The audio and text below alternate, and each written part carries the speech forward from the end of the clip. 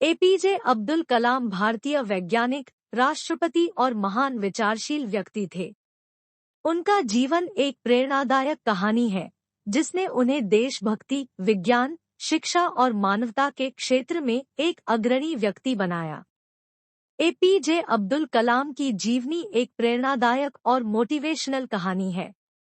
वह एक प्रमुख भारतीय वैज्ञानिक, भारत के 11वें राष्ट्रपति रहे हैं। उन्होंने अपने जीवन के दौरान अनेक उपलब्धियां हासिल की और देश के युवाओं में उनमें उद्यम, संघर्षशीलता और विज्ञान के प्रति रुचि जगाने का कार्य किया।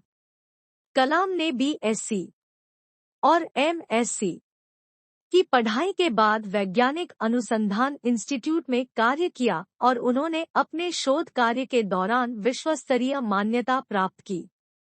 उन्होंने भारतीय अंतरिक्ष अनुसंधान संगठन इसरो में भी कार्य किया और अनेक महत्वपूर्ण उपग्रहों के विकास में महत्वपूर्ण योगदान दिया।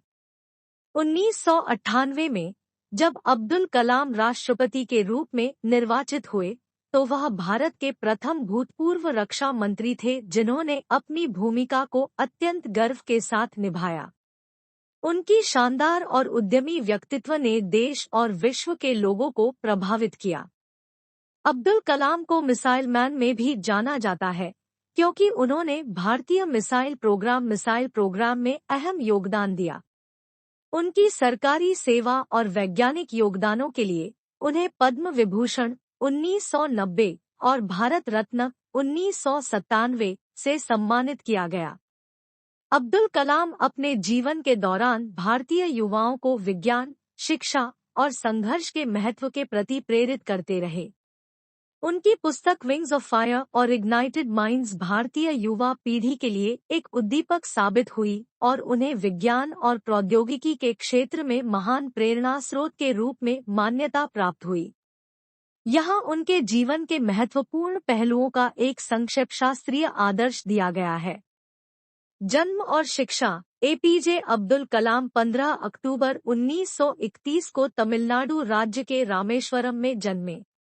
उन्होंने शिक्षा के क्षेत्र में बहुत महत्वपूर्ण योगदान दिया। उन्होंने मद्रास विश्वविद्यालय से इंजीनियरिंग की उच्चतम शिक्षा प्राप्त की। रक्षा और अंतरिक्ष उड़ान। कलाम ने अपनी करियर की शुरुआत वैज्ञानिक और रक्षा क्षेत्र में की। उन्होंने इंडियन साइंटिफिक रिसर्च इसरो में काम किया और वहां विभिन्न मिशनों में महत्वपूर्ण योगदान दिया। प्रशासनिक करियर। एपीजे अब्दुल कलाम को 2002 से 2007 तक भारत के 11वें राष्ट्रपति के रूप में चुना गया।